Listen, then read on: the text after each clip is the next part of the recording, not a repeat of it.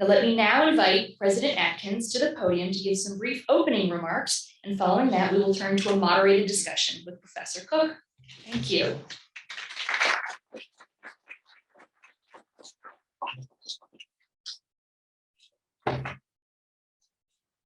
Good evening.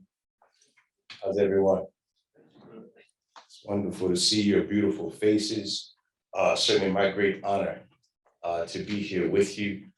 Let me thank, of course, Dean Ayres and the Elliott School, Jennifer Cooke and the Institute of African Studies, and without doubt, the family and the friends of David H. Miller, who have done so much to keep his legacy alive. As I listened to the note about his untimely passing in 2004, I'm struck by the idea of the fact that a person's impact, and in fact their nearest ones, would go so far as to keep their work and their legacy alive in the world. And I am one of those, probably like many of you, who have been touched by people who we don't know, who perhaps we didn't meet, but who lived their lives in a way that was enviable, that was worthy of imitation.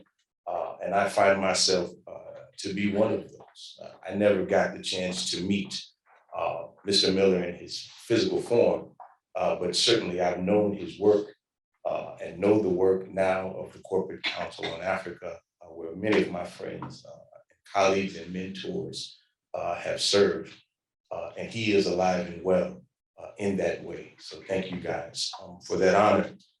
One thing I wanted to share quickly is that every time I come before students and young people and young professionals, I never let someone just read my bio without putting it in context.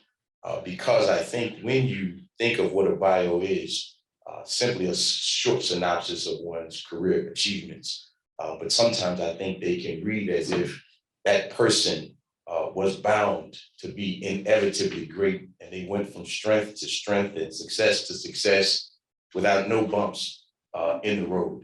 And I can tell you that that certainly is not the case for me. And so I would just say quickly, as a poor Black kid out of East Nashville, Tennessee, I certainly did not see a path to the life that I lead now. There was no clear way that I would end up at George Washington University or at Georgetown University, don't throw stones at me, or at USAID or the US African Development Foundation or the Council on Foreign Relations or any of these places. But I say that to say to you that whatever mountain you find yourself climbing, know that many of those who came before you climbed similar mountains. I can remember being burdened by student debt. I can remember the era of the unpaid internship when I was struggling to feed myself, washing my clothes in dishwashing liquid, going to the store at off hours of the evening and spending coins to buy my groceries. And I did all of that because the only thing I had was this dream that I, as one who loved Africa, as one who loved the African diaspora, could live a life of service, as we just talked about, that Mr. Miller did. And that love really was all I had besides the community of people who were supporting me. And sometimes I had to fight them too, because they couldn't figure out why somebody would be working for free to do something that they couldn't see necessarily the vision of. And so as I think about that, of course, that brings me to tonight's discussion of African-led development, of the US African Development Foundation, what our mission and mandate is, and how I, as its 10th president, intend to pursue that mission. So I would just close by saying to you all, if you keep the kind of service you want to do as your North Star, then certainly you should be able to overcome the adversities that you find in your path. Two observations as I round out my 100 days as the president of USADF. And those observations are about the two kinds of people that I have encountered in this first 100 days. One group absolutely loves the USADF, and another group has absolutely never heard of the USADF. And of course, I make it my business to expand that first group and to diminish the second. And that's one of the reasons that I'm here with you this afternoon, besides the fact that I don't say no to Dean Ayres or Director Cooke. Let me just get straight to the heart of the matter, and that is the mission and the mandate of the U.S. African Development Foundation, which is to support African communities across the continent who are the least served by existing markets or existing assistance programs, so they can become part of Africa's growth story. So if I were to put that in one sentence, essentially we aim to serve the underserved of the underserved. And this is why Congress created this organization, understanding that there were gaps in coverage that other development assistance agencies of the United States government could reach, and that they needed to have one that was swift and nimble, in some ways smaller, but yet also having a very immense impact in the field. And so that creation was about 40 years ago, just over 40 years ago now, in 1980. And part of the mandate for our operations is that we would invest directly into African entrepreneurs and African enterprises without a middleman, right? And so one of the things that we have begun to hear over the course of the last few years, specifically in the wake of the murder of George Floyd, was the notion in our field about decolonizing aid, about changing the way that we approach the African continent, about seeing African people and governments as partners, right? And that conversation had a veneer of newness and novelty to it. However, what most of those people didn't realize, again, is that over 40 years ago, the US, members of Congress and the US government had a similar idea. And they created an organization to work in that way. And they decided to call it the US African Development Foundation. And so when I say we invest directly, that means that there are no overhead funds that are going to US NGOs, that we are not sending expatriates out into the continent to tell people how they should do what they are told to do. Our supposition is that these entities be African owned, that they be African led, and that we simply invest in the creativity and ingenuity that African people have already initiated for themselves, rather than imposing upon them programs that they have not asked for. To that end, we also on the continent have 100% of our staff are African people. And so if you're in Senegal, the face of USADF Senegal is a Senegalese face. If you're in the DRC, it's a Congolese face. If you're in Ghana, it's a Ghanaian face. And so this is actually a plus in terms of how we want to do development differently, but it sometimes is an impediment, because when people say they don't see USADF, they're looking for a big Prado or a big Land Cruiser with a flag on it. They're looking for big infrastructure. They're looking for expatriate faces. And what they don't realize is that they're actually passing by the face of USADF leadership on the sidewalks, in the cafes, and in the market places, because that is the way that we choose to operate. Of course, we also focus on 100% localized development, right? Driven by people in the communities in which they serve. And because those are African people and we don't have expatriates, we're not dealing with having to evacuate people when times get hard. We're not dealing with language challenges. We're dealing with people who are experts in the cultural context in which they work, in the regional context in which they work, in the political context in which they work. And also, saying that we serve the underserved of the underserved means that we have a focus on women and on youth, on small farmers, and rural populations, nomads and pastoralists, religious and ethnic minorities. And when we talk about women and youth, I've said this a few times since I've come on board. One of the things you find in Washington, because people want to have a specific emphasis on women and youth, as we should, is that sometimes they end up being spoken of as if they are these small, niche, kind of special interest groups, when in fact, of course, they are the overwhelming majority on the population. And so I've begun to call them a kind of marginalized majorities, right? But you can't work on the continent with a focus on any group if you're not paying attention to them, because what they don't have is a loss for everyone on the continent. And once they begin to grow and rise and elevate and cultivate their talents and contribute to their economies, I think we will see that rising tide would lift boats all across the African continent. Of course, now, over the last few years, we have been doing that work in the context of COVID, in the context of climate change, not that's coming, but that is here, in the context sometimes of conflict, in the context sometimes of coups.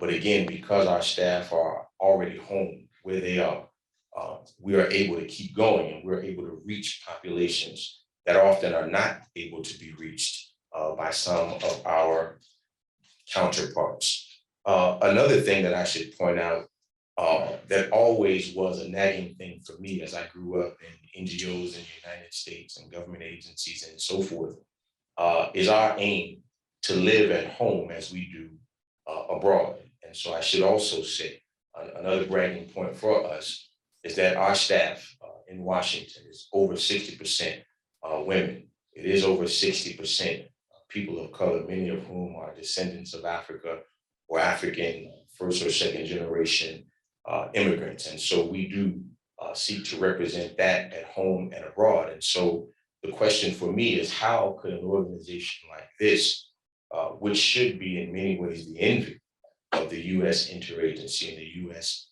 foreign assistance and development space, how could it have been called the best kept secret in the US government?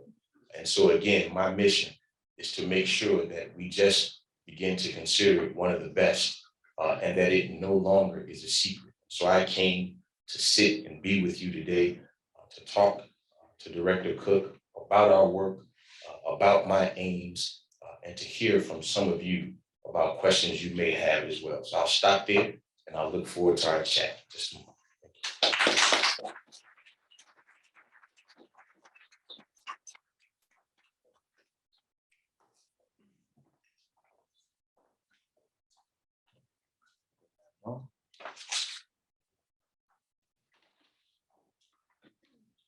Travis, how fantastic to see you and to know that you're at the helm of this really kind of original, in a way, nimble organization. In my US foreign policy class, towards the beginning of the semester, we have a chart up of all the agencies that have to do with Africa policy. And this year I said about the USADF, watch that space, as Travis Adkins. We made the chart. We made the chart this year. We're already on it. Thank you. Thank you. Kind of crossed us over. Thank you. So really, already, you've been raising the profile of the organization, getting people excited about it, telling the story as you were doing here today. And yeah, I think it's time. Its time has come.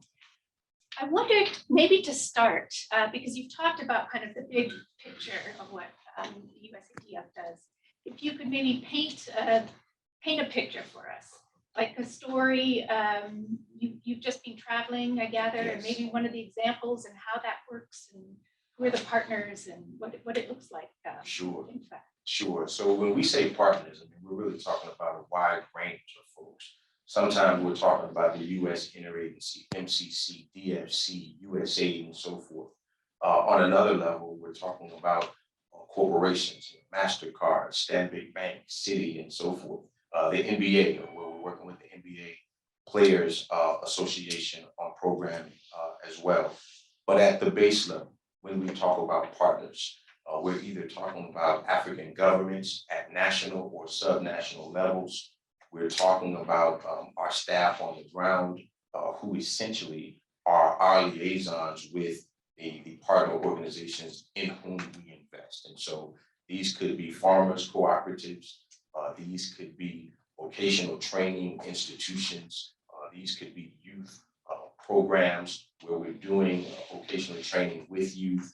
And one of the things I like to say about that is there are many agencies and organizations that do vocational training, but ours is always, always, always coupled with businesses that are actually going to hire these young people. And so there's one that comes to my mind right now where there's a business that has decided that they would hire up to 85% of the trainees coming out of the vocational training programs that we are doing. And I would say, Jennifer, just to give one quick example, there is a group of farmers, it's called Ayres, local rice in Cote d'Ivoire that I just came from a couple of weeks ago.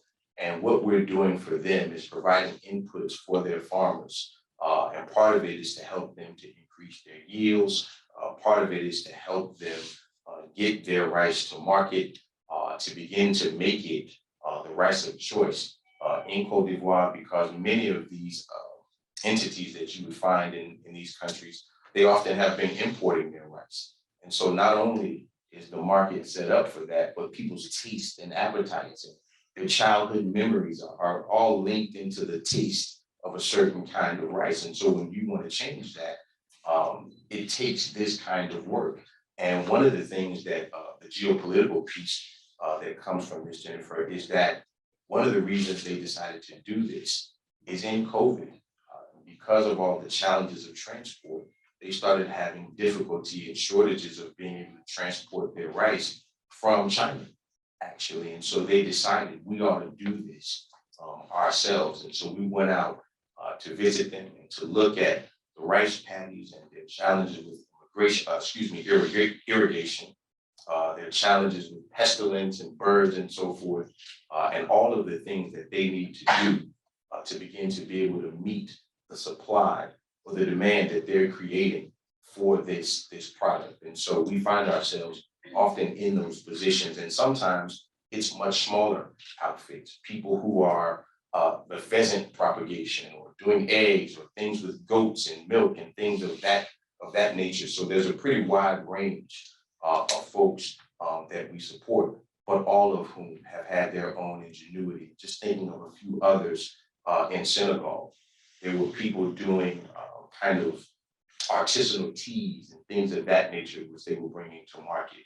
One young woman who had been a graduate of Yale was doing beef jerky, and she had been able to take this from an idea in her backyard to being in stores all over the country.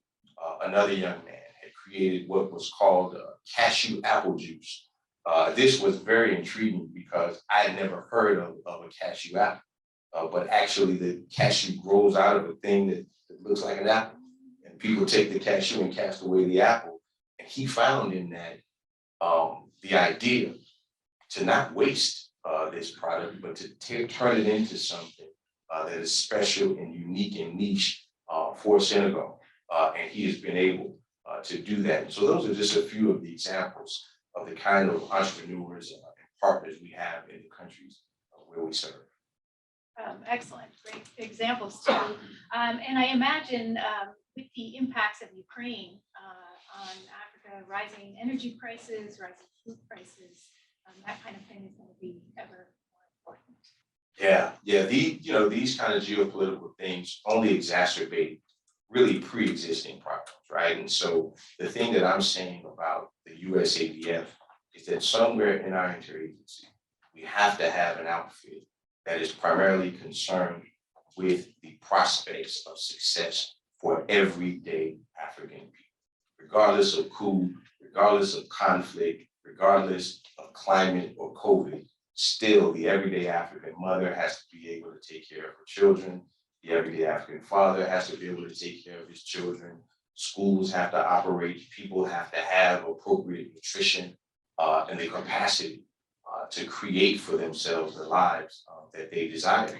And so that is why about 70% of our funding, grant funding, goes into the areas of agriculture and food security. That leads you into resilience, and that leads you into issues that are combating the changes in the climate, much less the larger geopolitical issues related to the Ukraine and other places. But our job is to try to make sure that African people of the everyday variety can defend their lives and their livelihoods by being able to have a strong economic foundation to support themselves.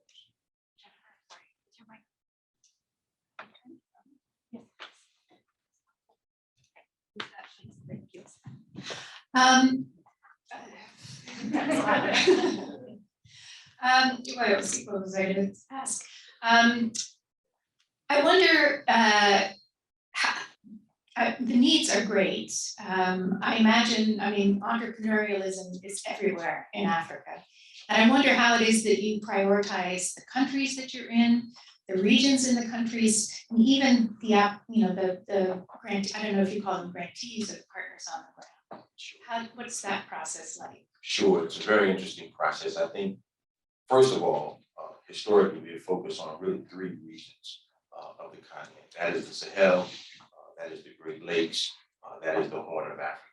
And if you think about those three regions from a 30,000-foot perspective, specifically the Sahel and the Horn, you're talking about the collision of colonial legacies, weak governance, environmental challenges dealing with arid context and lack of rain, but also a dearth of natural resources. Then if you take the Great Lakes and you put it to the side and you say, well, it has some of the same issues of weak governance. It has some of the issues that are related to its colonial legacies and its lack of infrastructure.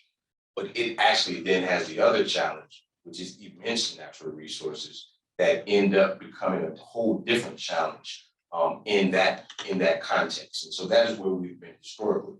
But if I were to talk a little bit about ambition, I gave in my remarks the notion of Congress creating us. And they very specifically did not call us the U.S. Sub-Saharan African Foundation. And so one of the ideas that I have is that we ought to break out of that kind of designation anyway. I've never met a person who called themselves a Sub-Saharan African, right? That we should view the continent as a continent as it views itself. And so we will begin to have conversations about working in other parts of the continent as well. In terms of the countries, it has been cyclical. So we're in 21 countries. Right now, we've been in upward of 30 plus in our history. And it depends on a couple of different things. But one of the most important ones, Jennifer, is we have a model in which we try to partner with governments to co-fund development initiatives. And one of the reasons why is, one, it creates a direct partnership that acknowledges not only the sovereignty and agency of the governments in which we work, but also their ability to take on these initiatives of themselves. Two, it allows the USADF to leverage the US taxpayer dollar. Three, it allows the African government to do the same. And so often we're talking to members of the African Diplomatic Corps or folks on the ground in country, and they're saying, hey, we want to do a $2 million program for women and youth in renewable energy. That is an opportunity where the USADF would say, that's fantastic. We were looking at doing something similar. Why don't we match your $2 million, excuse me. And now this is a $4 million a year program. And then if you take that out over 5 years, now we're talking about a $20 million program for women and youth in a specific sector. So that's another one of the ways that we select the countries. The third, I think, is generally what you would expect in Washington, and that is looking at the countries where the US might have the greatest interest, where there's mutual benefit between the United States and that particular country, sometimes where we already have strong relationships, others where we may want to build and strengthen relationships. And so those are some of the key ways that we think about the countries where we work. And then within those countries, the region in which we work might be based on the fact that this is basically the place where the paved road stops. These are the rural areas. These are the forgotten territories. These are the people who have been ignored. So that's where we try to target the resources that we have. Fits into the founding of the USADF, which is also to just widen the interface between Americans and Africans. Friendship as well. I think of it as kind of a venture capital endeavor, not huge chunky grants, but lots of small grants, some of which are going to be successful, some of them may be less successful, but without the bureaucracy and without the massive reporting requirements of USAID, which would overwhelm most kind of local NGOs, or the smaller ones at least. But I wonder, I mean, you still need to be accountable, and Congress requires metrics and so forth. So how do you measure that, and kind of what's your definition of success? Sure. Well, the first thing I would say, and I'm kind of arm wrestling with my colleagues sometimes about this, and that is the use of the word small, right? When you start to call yourself by these diminutive names, for instance, I would never allow someone to call me a minority. I don't let people call me short just because they're taller than me, right? And Point taken.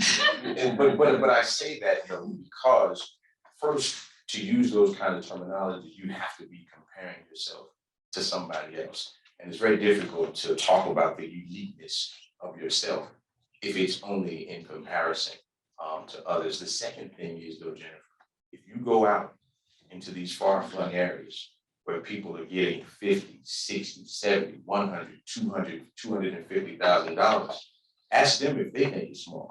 I guarantee you they won't say yes. They will say this is a God center. This is what we hear everywhere we go. And so I try to focus on our impact rather than what our input is until we can increase that input. The other thing that I would say is that we have essentially an annual portfolio review where we're looking at the performance of our grantees, where we're looking at the challenges that they have, not simply to dump them in a category success, failure, mediocre, but to figure out what more do they need. Was this a bad year for rains in a particular region? Is this a country in which there was a recent coup, which is the case in many of the countries where we work? Is this a region that is taken up by conflict, right? Northern Mali, right? Is this a place where COVID has had a particularly damaging impact? And so we're always cycling back to them annually on a deep dive, but on a day-to-day basis, because our staff is there with them to figure out what their challenges are and how we can help them to strengthen themselves. And in fact, that really is the driving force anyway. It's not just to invest in them in a one-shot deal. It's how do we help them to improve their financial management? How do we help them keep data about their own performance? How do we help them improve their own credit worthiness so that they can actually begin to walk into banks themselves and say, hey, this is who we are, this is what we've done, and this is what we'd like to borrow. And we have this track record of doing that. Another part of it, and I think that this plays out more on the US side, is really to change the narrative about Africa and African people, right? To say that, hey, we don't actually need a US NGO to handhold and babysit these people, that they can learn how to manage funding in a way that is consistent with what the Congress requires, right? They may be able to manage it in their own context, but they have to be able to manage it for our systems, right? And to begin to demonstrate confidence in that. And that is what we really are all about. And so those are some of the ways in which we look at those things. And again, Jennifer, I think the notion of success and failure is interesting here too, right? Because a piece of this is, first of all, any business venture is not guaranteed to succeed, right? They could fail, right? But we're investing in people who are trying, right? And that's what has to happen, and that's why these are grants, right? It's not as if you're kind of out of it, out to pasture if it doesn't work out. But we do want to track the information of why what happened and how we can do it better and be more supportive of people the next time. And sometimes there are things really that are beyond our control. Great. We have a big crowd. I know there's going to be lots of questions. So let me turn to the audience. I'd ask that you introduce yourself so that Travis knows behind the mask who might be speaking. Sir, yes. Just wait, we're going to bring you the microphone here.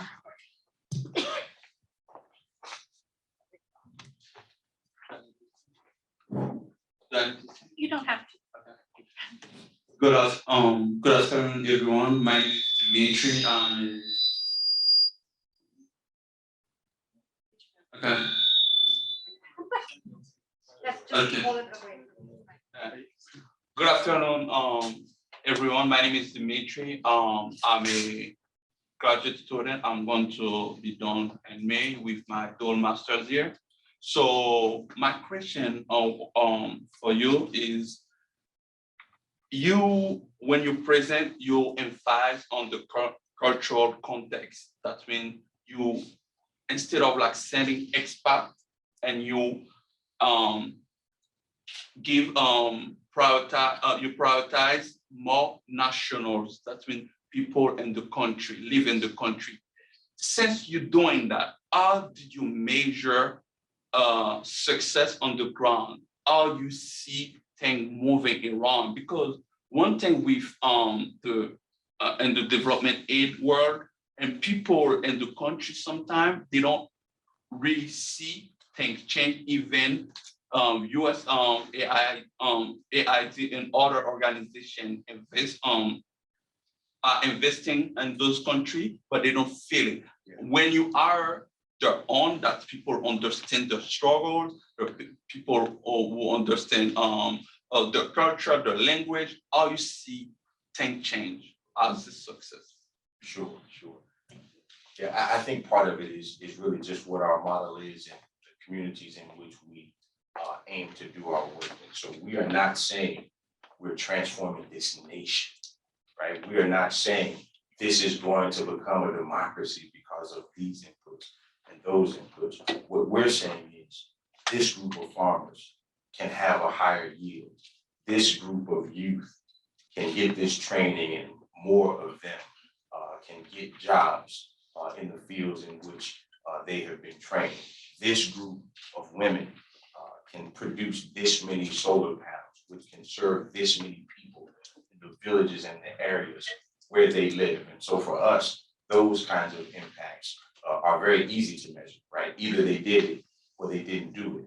And if they fell short or if they didn't meet the mark all the way, we're looking at why and how we can invest more and differently. Do we need to bring in other partners? Do we need additional inputs? Do we need to visit and meet with state or local government to move impediments, whether it's policy or regulatory things that need to change to help people to do that? And so I think when you have a more direct aim, it's easier to verify whether you've done it or not. But if you say, we want to take down the temperature of the planet Earth by 1 degree, right, that's a lot harder to figure out what you're going to be doing and how you're going to be measuring whether or not it's working. But what we're trying to do is turn things down a degree or so in a very much more compact and compound context. Oh, lots of questions. Should we do a couple of them? Sure, let's do that. Yeah, let's do this. I should be able to do it. I'm going to take the lady first and then the gentleman. Thank you so much for coming, Mr. Adkins. I just really wanted, great, thank you. My name is Hannah. I'm a senior at Elliott, graduating with a BA in International Affairs concentration, Global Public Health in 14 days. Right. And just from more of like a global public health perspective, I wanted to know more specifics about how COVID has really impacted your grants that you're putting out, and specifically with the plethora of other issues that come from a global pandemic and its impacts on small communities and big cities and everywhere all over the continent. I just wanted to know how that's really impacting the assistance that you're granting, and how has it shifted to address the public health needs and furthermore the problems that really offset from that. Great, excellent question, Hannah. The gentleman right in front of you. Hello. Thanks for coming. I didn't go to GW, I went to Oxford, so, but I'm glad to be here. Quick question. Just a small story. So I'm born in Lagos, Nigeria, raised in England. My father's a politician. Luckily, I've traveled around the world. I was in Beijing in 1983. There was more bicycles than cars. And I've been in Singapore, and I've seen Asia go ahead, and I've seen Africa stay behind. We threw so much money. Oh, by the way, so I am a lobbyist. I'm a managing partner with Barton Montague York. I lobby Congress on African issues. We throw so much money in Africa, so much money. And I was speaking to a sitting politician in Nigeria, and he says, we don't have infrastructure. No matter how much money you throw in here, nothing is going to change. The markets are closed. And which makes sense, because for the past 40, 60 years, we've done the same thing over and over again. And Africa is still where it was in 1975. The Chinese have gone forward.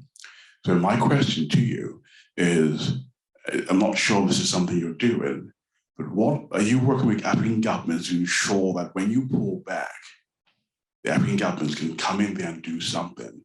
Because eventually we have to leave. We can't be there forever and ever and ever. And so that's a key question. What is everything she's doing to ensure that when we leave, it's sustainable and African governments can man up or woman up and get things done there?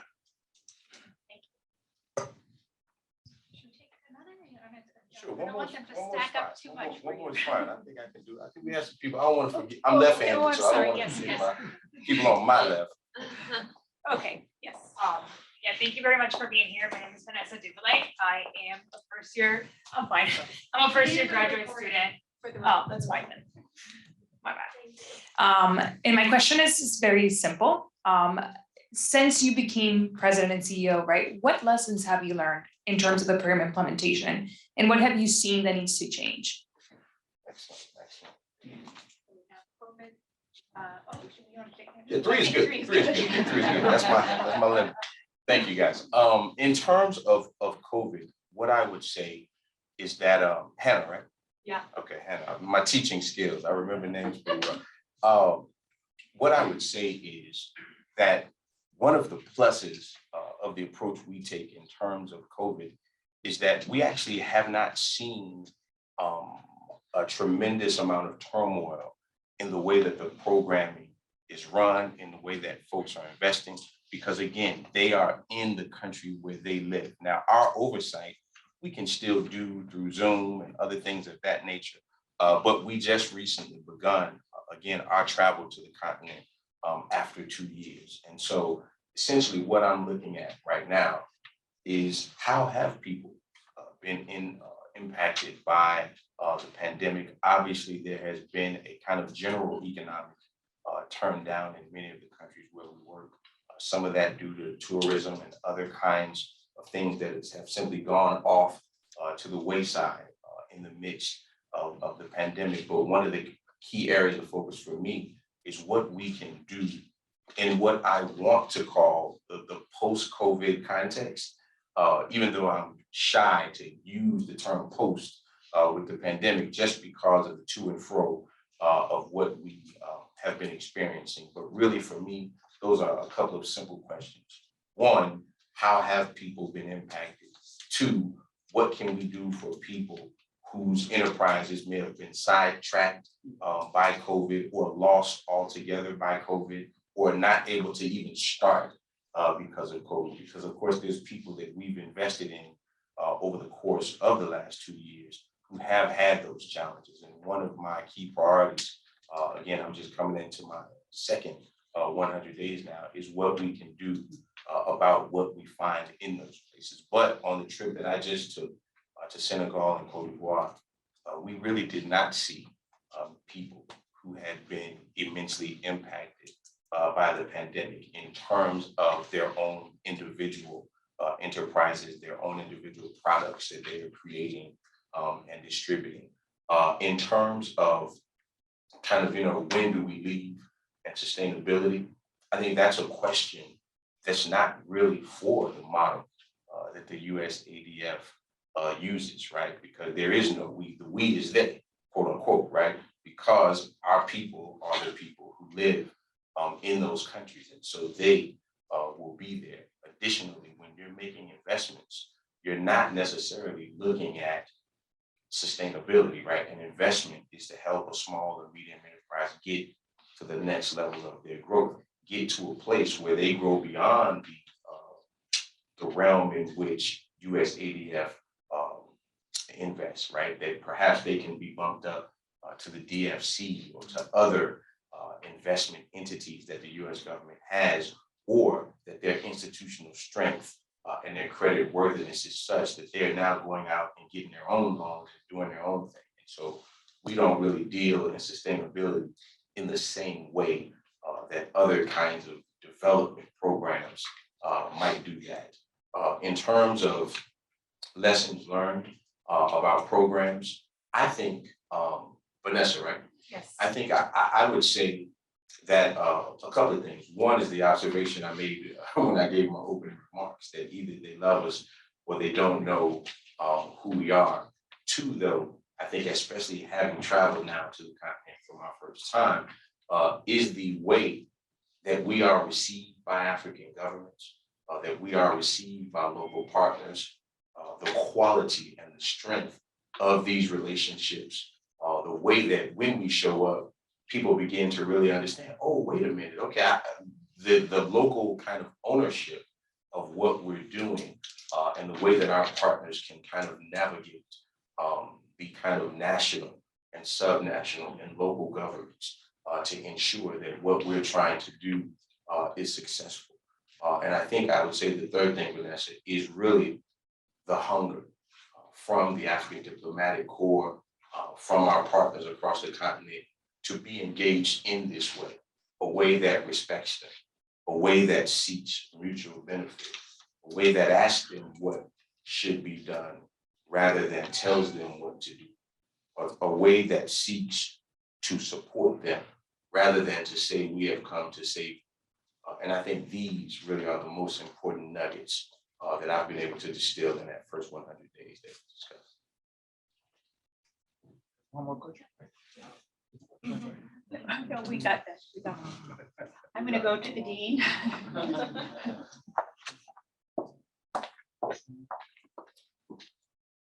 Thank you, Max. So I wonder if you could just follow up a little bit on what you just said, that there might be a project that could scale up and might be right for something that the USDFC could finance. Can you help us understand what might be an ADF kind of an engagement? What might be something that's appropriate for the Millennium Challenge Corporation? Where would DSC step in? What would be a TDA kind of, help us understand the role in the US interagency too. Sure. I'll speak to it as much as I can.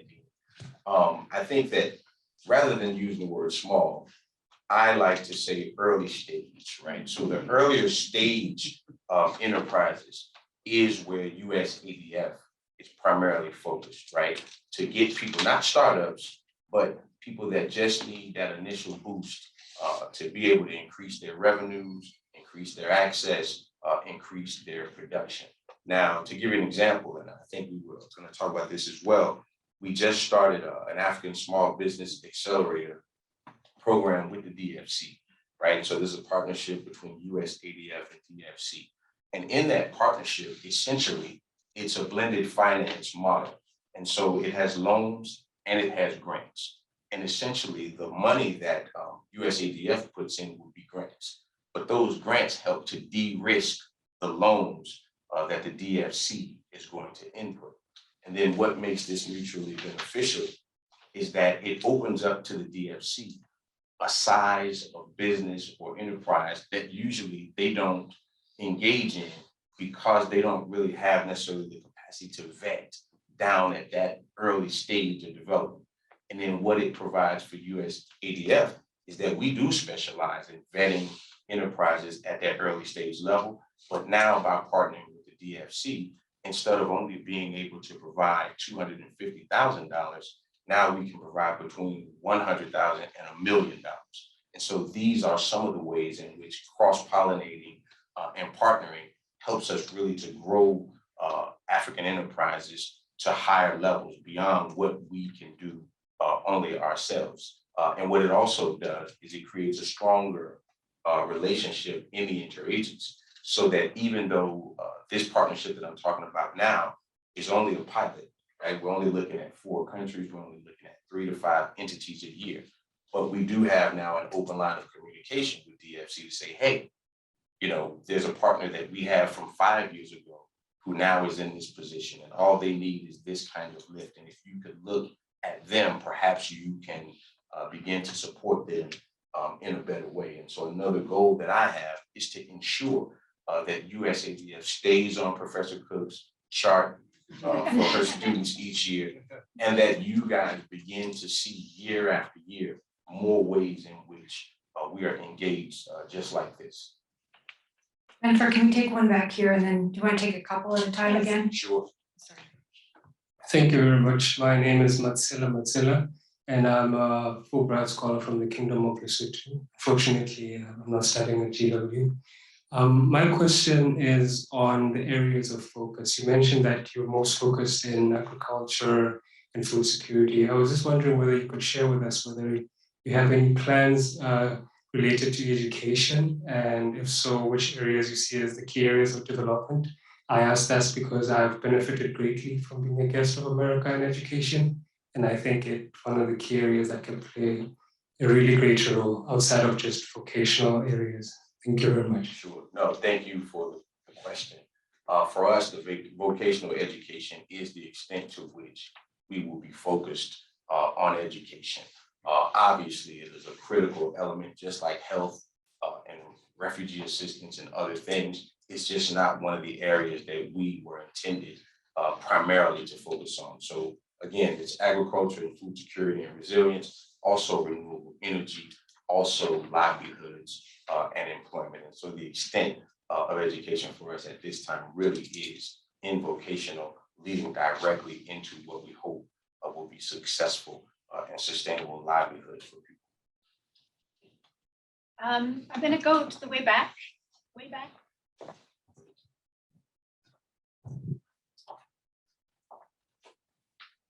Hello, everyone.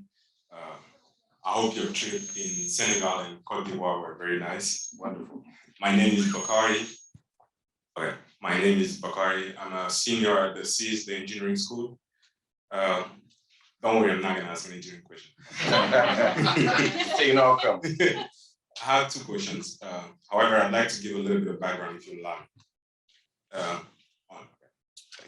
On January 1st, recently, the AGOA, the African Growth and Opportunity Act, I believe it's Ethiopia, Guinea, and Senegal lost their status. Especially in Mali and Guinea lost their status for unconstitutional government change. So my first question is that in case where the US government were to take economic sanctions against countries like those, with the agency like yours, USADF or USAID or the Millennium Challenge for that matter, would they follow the US government and stop their project in those countries? This kind of leads to my second question, where from scholars, we learned that one of the most efficient ways to fight terrorism, especially in those Sahel countries that are plagued by terrorism recently, is to fight unemployment. Well, by imposing economic sanctions, and maybe if the response is to hold the projects, they would create some type of unemployment. Are those sanctions, economic sanctions, one day be counterproductive in that situation? So these are my 2 questions. Thank you very much. Sure. Max. Oh, sorry. Max, go ahead. Good evening, I'm Max Bone and I'm with Ayres. So you mentioned tourism, and that's an area where we saw growth prior to the pandemic, a massive crash and not much growth coming back slowly, but not nearly as fast as many of us would like. It's a priority for African governments. President Hassan was just here promoting tourism. I'm wondering where you see the USADF in helping the return of large tourist volumes to Africa. In particular, I'm wondering if you could comment on tourists by the African diaspora, which was also growing heavily prior to COVID, but it's downhill. Thank you. And then the gentleman. Sorry. No. Thank you so much. My name is JP Bach. I'm chairman of Industry 5 in Congo.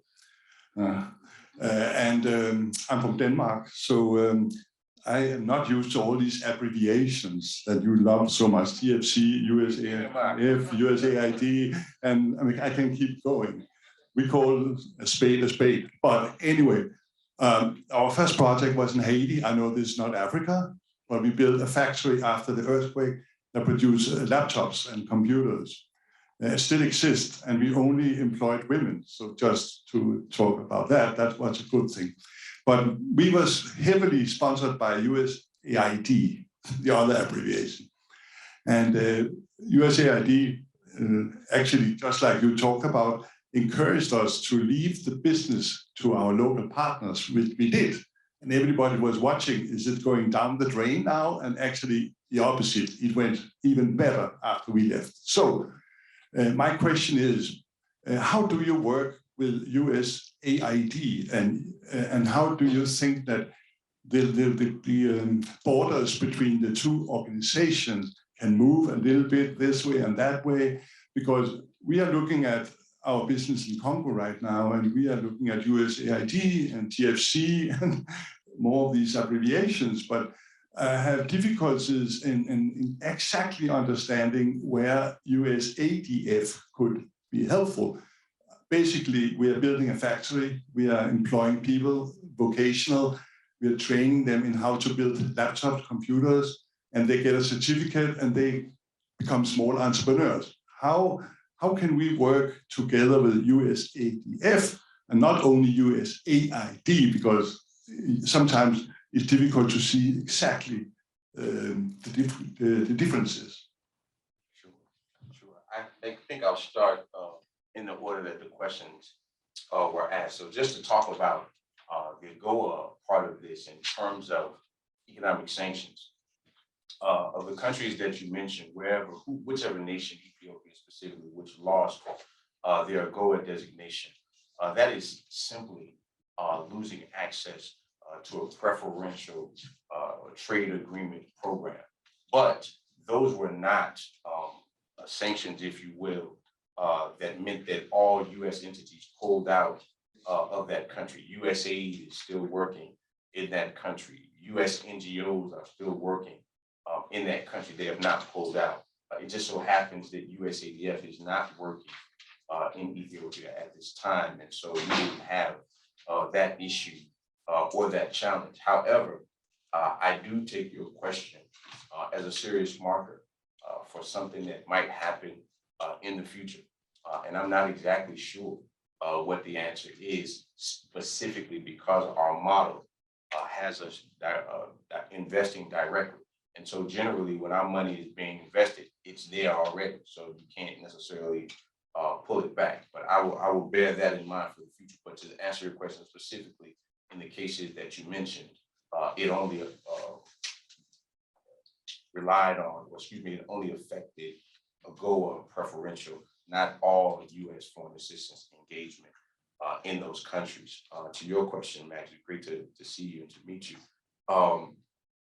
The tourism piece obviously is a big deal.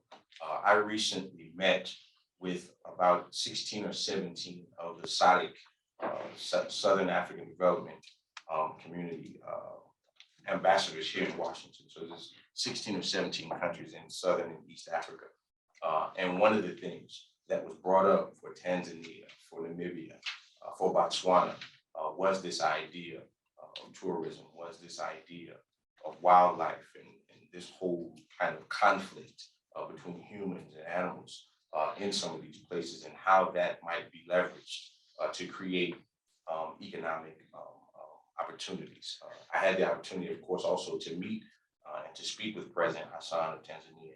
We did have a discussion about that. She asked me a lot about what we might do for women in Tanzania. And we know, of course, the Masai Mara and all of that, which is one of the things that she was here to promote. You can already see a leading African nation already saying, look, one of the things we need to get back after this pandemic period is our tourism. And so these are the big drivers of economic growth and assistance. And if you notice, people are generally not saying we need more aid, right? People are saying we need more trade, we need more investment, we need more engagement, right? This is the thing that we keep hearing from African leaders over and over again. And it's one of the things that USADF hopes to help to do. In terms of your question, I think it's a good question. And I think it's for people to decide for themselves what it is that they're looking for from one agency versus another. I mean, we've spent an hour talking about what USADF does and focuses 100% on localized development, investing directly in African people.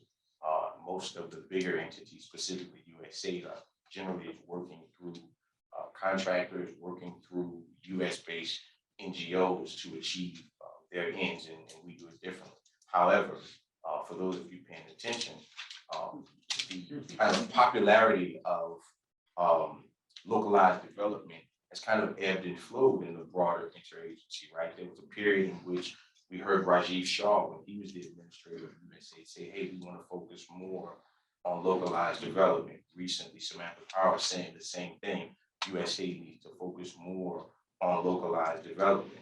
And essentially what I'm saying is, I hope that they do it.